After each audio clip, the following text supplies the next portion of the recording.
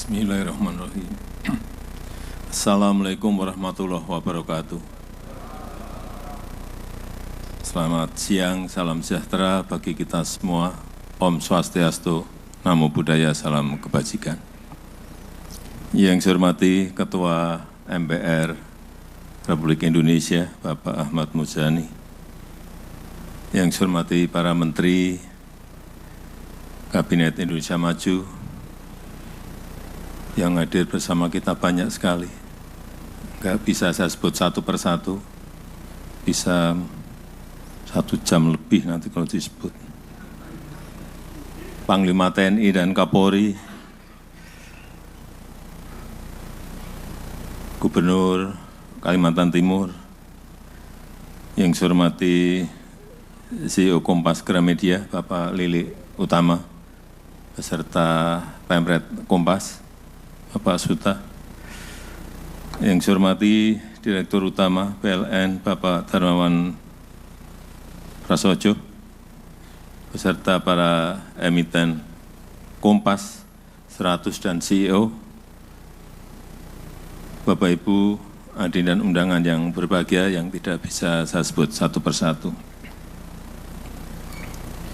Saya ingat 1 tahun yang lalu kita juga sudah ke sini dalam acara CEO Forum Kompas yang diadakan di tahun 2023, tapi kita selenggarakan di tengah hutan eukaliptus. Dan sekarang kita berada di sini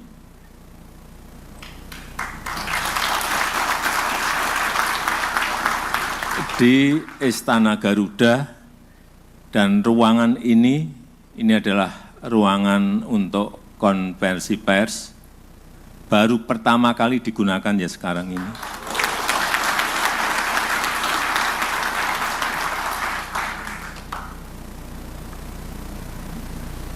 Kalau dulu panas, sekarang agak adem. Dulu banyak yang bertanya, apa iya bisa berjalan Ibu Kota Nusantara ini, IKN ini? Apa iya bisa terbangun?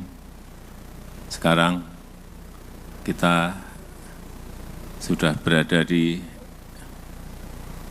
Istana Garuda, dan tadi ternyata sudah foto-foto bersama di Istana Negara di depan. Acaranya harusnya fotonya di Istana Negara dengan saya, dan ke sini bersama-sama, tapi karena saya ditinggal ya berarti nggak foto dengan saya. Tapi nggak apa-apa, nanti kita foto di sini. Ada tempat yang bagus yang juga tidak semua orang bisa masuk dan bisa berfoto. Nanti kuncinya saya buka, kita foto di sana.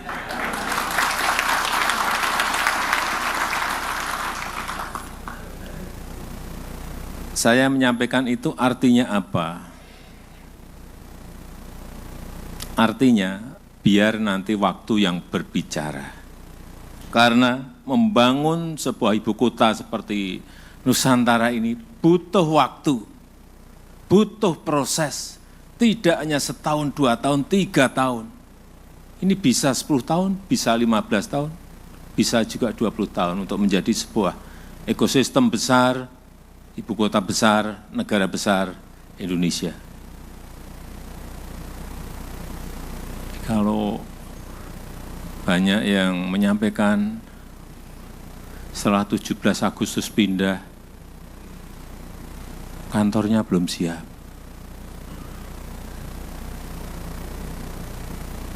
Yang untuk hunian juga masih dikerjakan. Tapi nanti dilihat dari sini kelihatan semuanya. Ini adalah tempat tertinggi yang bisa melihat ibu kota kita. Dan ini memang ruangan ini ruangan yang paling baik. Bapak, Ibu nengok ke belakang kelihatan semuanya. Sekali lagi, semuanya butuh waktu dan semuanya butuh proses. Ini membangun sebuah ibu kota negara, dan negaranya bukan negara kecil tapi negara besar. Kembali ke 10 tahun yang lalu. Saya ingat dulu saat pengalihan subsidi BBM, subsidinya kita potong, tapi harganya tentu naik. Saat itu saya ingat approval rating saya 72, karena menaikkan BBM jatuh melorot menjadi 43%. Tapi sudah saya hitung, yaitu sebuah resiko yang memang harus saya ambil, memutuskan sesuatu yang memang kita rencanakan, kita ukur, dan berani atau tidak, saya putuskan berani. Jatuh 72, jatuh ke 43. Tapi dari situlah kita memiliki ruang fiskal yang lebih besar. Kira-kira melompat ruang fiskal kita, tambahnya ada 170-an triliun saat itu. Dari situlah kita berangkat membangun yang namanya infrastruktur. Dan selama 10 tahun ini jelas dari anggaran yang ada, sekarang kita telah memiliki jalan desa baru. Ini saya mulai dari yang jalan desa, karena orang selalu berbicara kalau ketemu jalan tol, pada jalan desa yang telah kita bangun selama 10 tahun, itu ada 366 kilometer. 366.000 kilometer.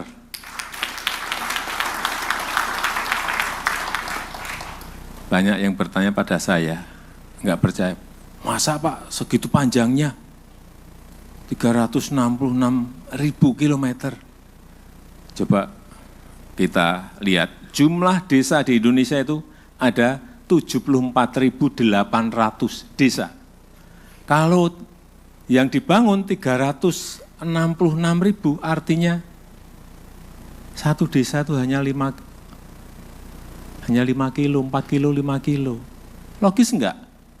Justru kurang kalau menurut saya. Harusnya tidak segitu harusnya. Harusnya bisa 2 kali atau 3 kali dari yang ada sekarang. Itu adalah jalan-jalan produksi yang sangat penting bagi petani. Jalan-jalan produksi yang sangat penting bagi para pekebun yang kita miliki. Kemudian embung ada 6.800, pasar desa 14.700. Kenapa harus ada pasar desa? Karena dari produksi itu harus ada tempat untuk memasarkan. Kemudian posyandu ada 46.000 posyandu baru yang dibangun dari yang sebelumnya tidak ada. Nah, sekarang yang jalan yang gede-gede, jalan tol. Jalan tol sampai saat ini kira-kira 2.433 kilometer. Di mana kalau kita ingat, sejak tahun 1978, Jagorawi dibangun sampai 10 tahun yang lalu, itu hanya kira-kira 780 kilometer. Selama 40 tahun lebih hanya 780 kilometer. Di China sekarang memiliki jalan tol 48.000. Jadi jauh banget masih.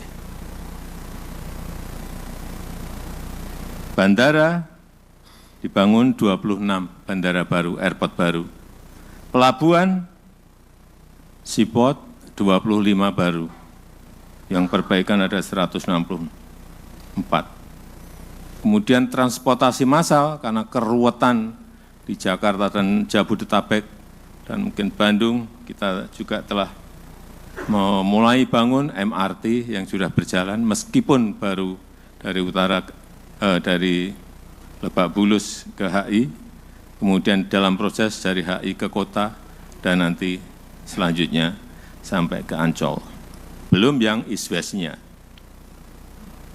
LRT juga sudah kita bangun meskipun juga baru dari tengah kota Jakarta menuju Cibubur dan Bekasi.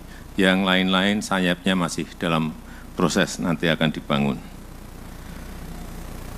Kereta cepat juga sudah dibangun dari Jakarta ke Bandung.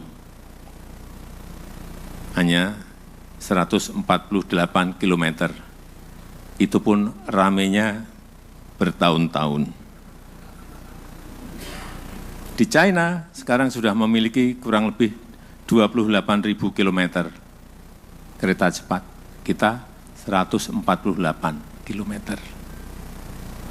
Artinya stok infrastruktur kita masih jauh tertinggal dari negara yang tadi saya sebut.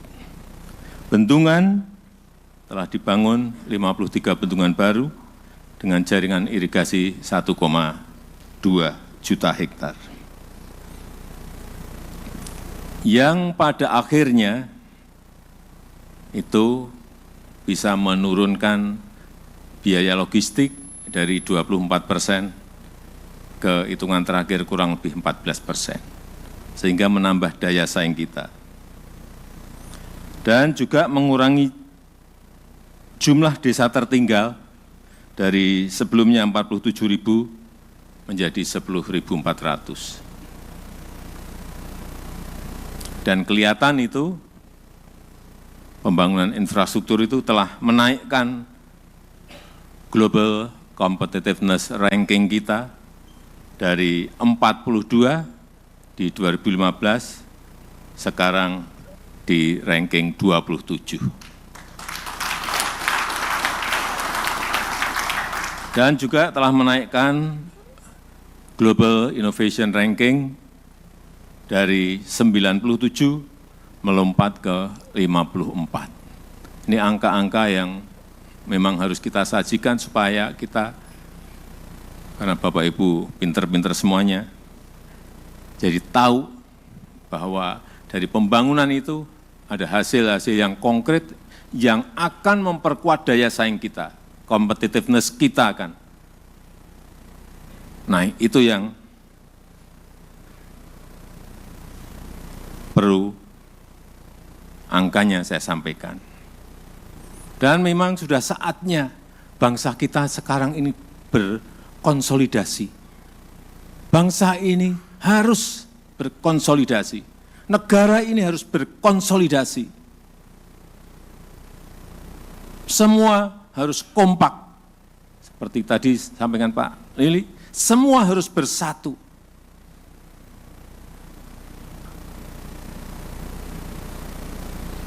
Karena dunia sekarang ini hampir semua negara mengalami, dan dunia juga mengalami, tidak jelas semuanya, tidak pasti semuanya. Growth diperkirakan mungkin tahun depan di angka 2,7, 2,8. Dan kita patut bersyukur rata-rata berada di atas 5% pertumbuhan ekonomi kita. Ini hal-hal seperti inilah yang patut kita syukuri. Kita sering lupa bersyukur, dan kita sering tidak membandingkan negara lain seperti apa dan negara kita seperti apa. Dan sekarang ini yang harus memang terus dipompakan adalah pemikiran-pemikiran positif. Pemikiran-pemikiran yang optimis. Tapi sayangnya, sekarang ini yang laku yang pesimis-pesimis. Yang pesimisme, yang negativisme itu yang laku. Kalau Bapak pidato di depan atau menyampaikan presentasi, kalau mau tepuk tangannya banyak, sampaikan yang hal-hal yang pesimis. Pasti tepuk tangannya keras banget. Atau sampaikan yang negatif-negatif, pasti tepuk tangannya juga keras sekali. Tapi begitu menyampaikan hal-hal yang optimis, menyampaikan angka-angka yang positif, justru Bapak akan banyak, wah ini Enggak jadi.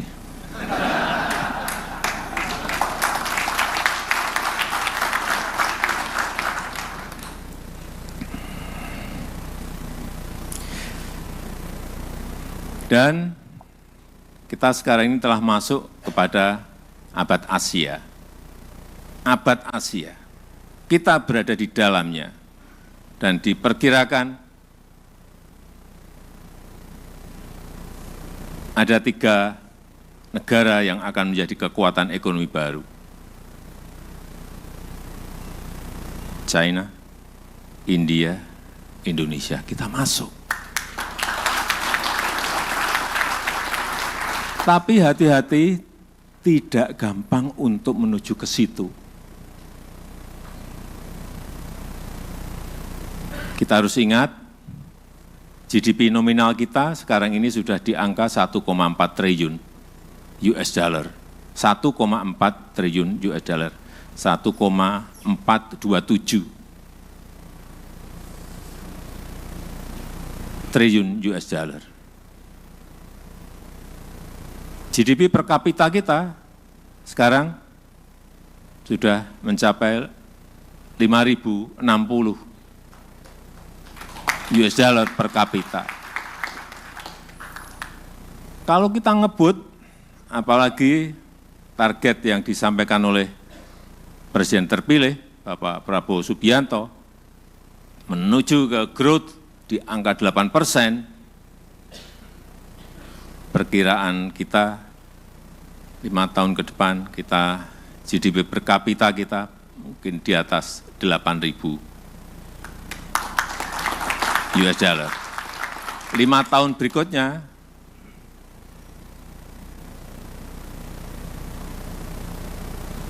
berada di angka kurang lebih 11.000, 12.000. Berikutnya lagi, 10 tahun yang berikutnya lagi, mungkin kita bisa melompat perkiraan lembaga-lembaga internasional bisa di atas 23.000. Itu artinya di tahun 2045. Tapi sekali lagi menuju ke sana juga tidak gampang. Butuh keberanian memutuskan, tetapi juga butuh hitung-hitungan yang detail dan komplit dengan angka-angka yang jelas sehingga memutuskannya betul. Dan saya meyakini Bapak Jenderal Purnawirawan Prabowo Subianto mampu membawa kita semuanya untuk menuju ke angka-angka yang tadi saya sampaikan. Nanti ditunggu saja. Hari Senin seminggu lagi, menteri-menterinya akan dilantik. Kalau mau tahu menterinya siapa-siapa, tanya ke Pak Ahmad Muzani. Jangan tanya ke saya yang berkaitan dengan itu. Karena orang akan langsung negativisme tadi. Saya ikut intervensi, enggak. Saya pun juga tidak mau diintervensi untuk urusan hak prerogatif. Jadi sama, saya juga tidak ingin ikut-ikutan. Tapi kalau ditanya, ya saya jawab. Kalau ditanya, kalau enggak ditanya, saya enggak akan jawab. Pak, gimana ini? Menurut Bapak, Pak Andri Rosadi? Nah, saya jawab. Kalau enggak. Meskipun kemarin kita makan malam 2,5 jam, enggak. Kalau enggak ditanya, saya enggak akan. Karena saya sama, saya juga tidak mau hak prerogatif saya diintervensi siapapun.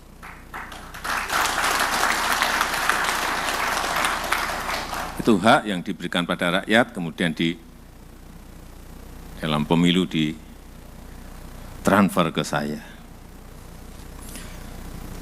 Sudah sering saya sampaikan, untuk menggapai angka-angka yang tadi saya sampaikan, salah satunya hilirisasi ini harus total kita kerjakan.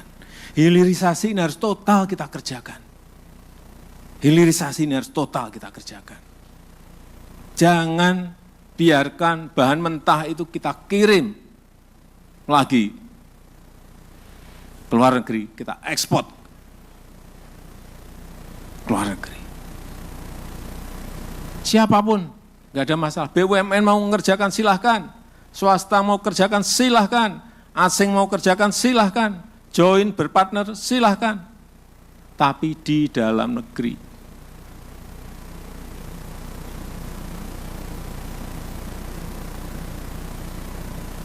Bukan kita kirim dalam bentuk konsentrat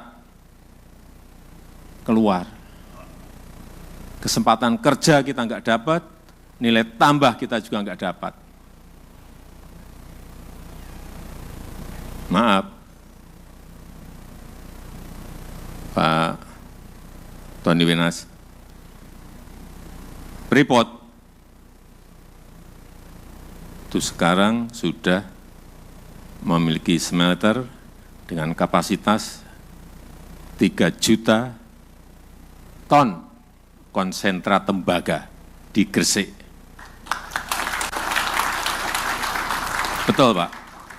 Pertanyaan saya, selama 50 tahun lebih konsentrat itu dibawa kemana? Tapi bukan Pak Tony. 3 juta ton konsentrat tembaga yang di dalamnya juga ada emasnya.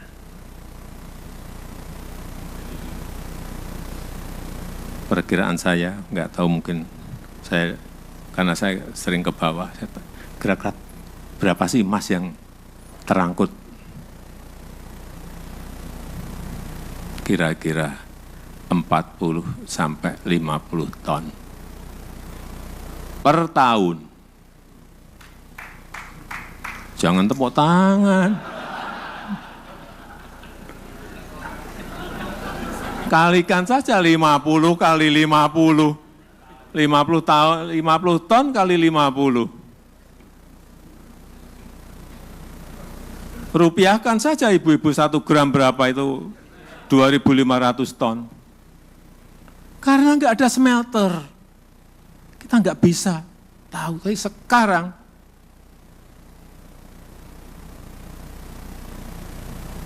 Freeport Indonesia sudah memiliki kapasitas untuk itu. Tahu nanti, setahun ini akan tahu kita.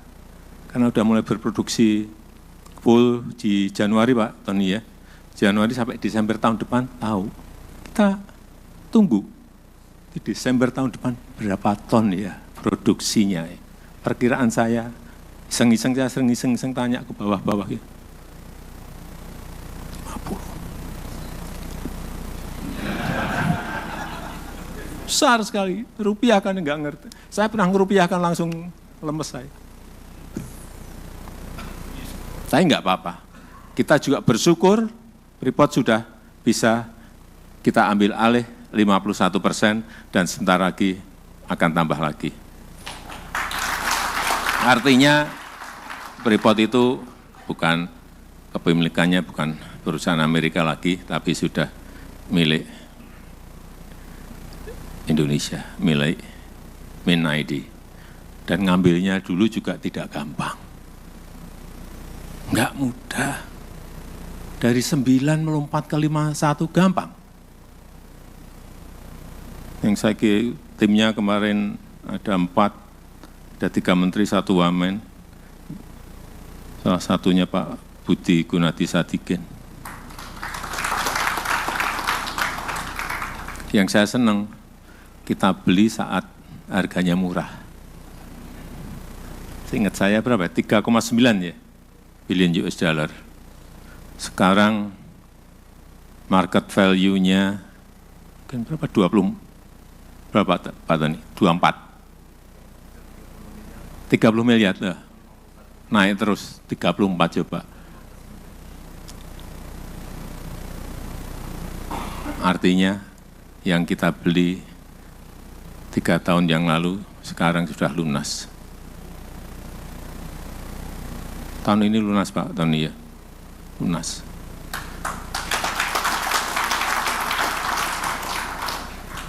Dan belinya nggak pakai duit kita. Itu yang pinter banget kita itu sebetulnya. Tapi kenapa nggak dilakukan 50 tahun yang lalu?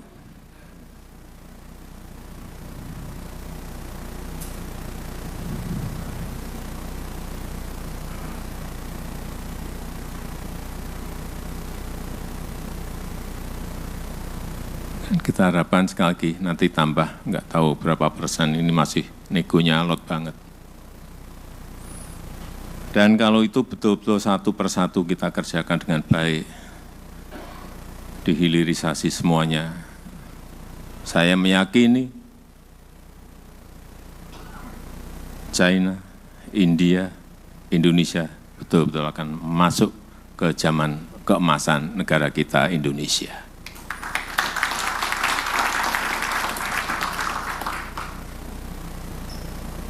Ya contoh kayak sering saya sampaikan nikel sebelum hilirisasi itu 2,9 billion US dollar per tahun ekspor kita mentahan. Raw material. Begitu stop, terakhir 2023 34,4 billion US dollar. Berapa kali lompatnya? Berapa ratus ribu lapangan pekerjaan yang bisa dibuka dari situ. Itu baru satu. Tembaga nanti nggak tahu berapa ratus ribu lagi kesempatan kerja yang bisa timah, boksit yang sudah juga, belum produk-produk batu bara, produk-produk pertanian, dari kopi, nilam, lada, jangan dikirim dalam bentuk mentahan. Jangan dikirim dalam bentuk mentahan. Kopi kita memiliki 1,2 juta hektar. Saya kira bisa dilipatkan lagi. Kakao 1,4 juta hektar.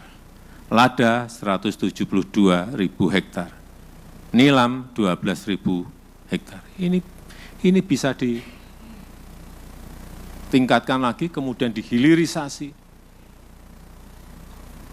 Kopi kita punya 1,2 juta hektar. Tetapi produktivitas per hektarnya sangat kecil sekali. Hanya 2 ton. Rata-rata 2,3 ton per hektar. Rata-rata 2,3 ton per hektar. Di Vietnam, yang dulu belajar dari kita, sekarang 1 hektar itu bisa 9 ton. 9 ton. Ini ada yang perlu dilihat secara detail, apa penyebabnya. Siapa yang menyebabkan? Apa problemnya? Apa masalahnya? Secara kerja yang memang harus seperti itu. Kerja kalau nggak detail, kita nggak ngerti. Kerja kalau nggak lihat lapangan, nggak tahu. Bapak Ibu angka-angka nggak ngerti. Problemnya apa nggak akan tahu.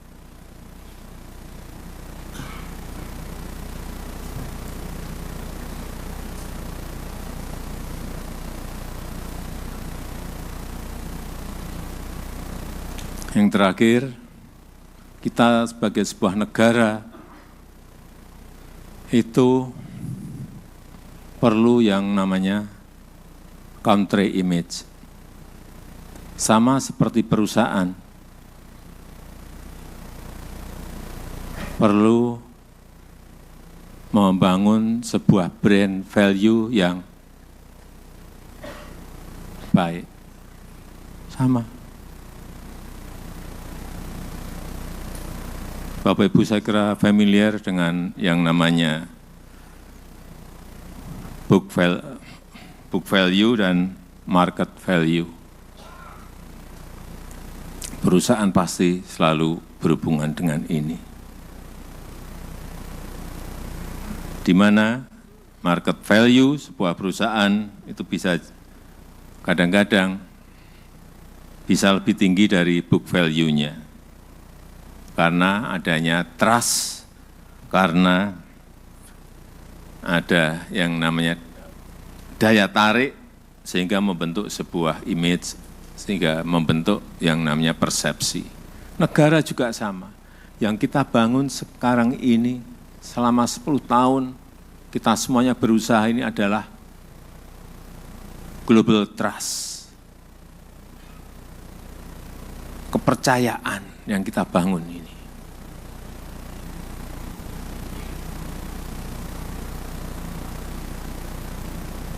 Sehingga muncul sebuah persepsi yang baik terhadap negara kita Indonesia. Ya, kita berikan contoh misalnya kayak Swiss yang membangun image-nya sebagai sebuah negara netral, dan dampaknya kita tahu. Swiss dianggap sebagai safe haven, baik oleh investor yang menyimpan dana maupun lembaga-lembaga internasional yang semuanya berbondong-bondong berkantor pusat di Swiss. Juga kalau kita melihat sebuah produk, kalau ada tulisannya made in Japan atau made in Germany, yang ada di pikiran kita adalah barangnya awet, barangnya tahan lama, barangnya bagus, mahal.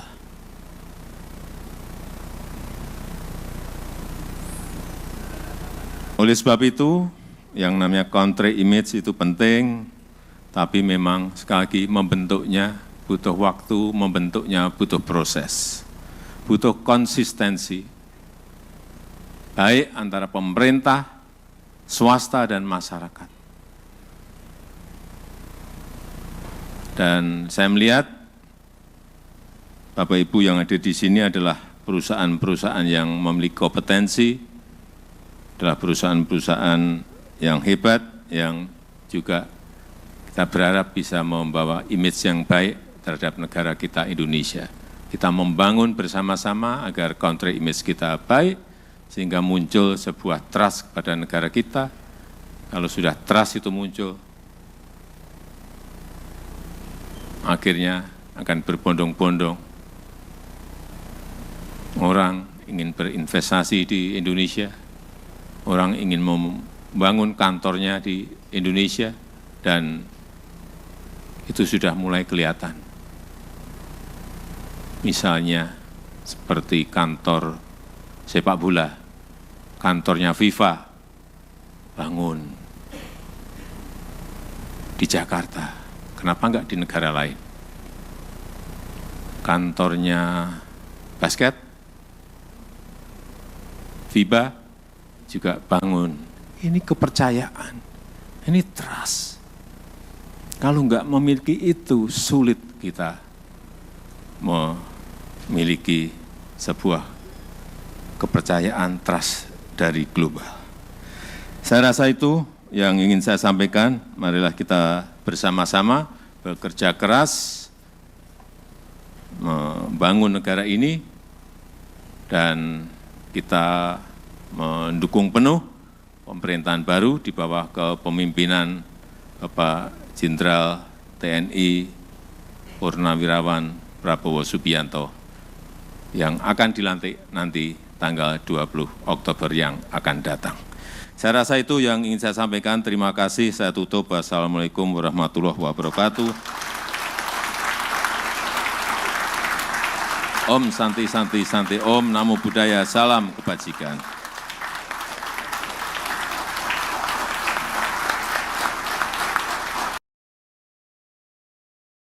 Menjunjung tinggi prinsip jurnalisme dalam setiap tayangan terbaiknya. Menghadirkan berita bernilai sebagai referensi. Gelar bicara yang tajam. Tidak, ini kan kebohongan, Dok. Mengupas fakta demi fakta dan mendorong pencarian solusi. serta investigasi yang mengungkap kebenaran.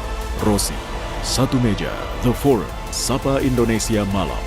Nilu, ikuti semuanya bersama Kompas TV.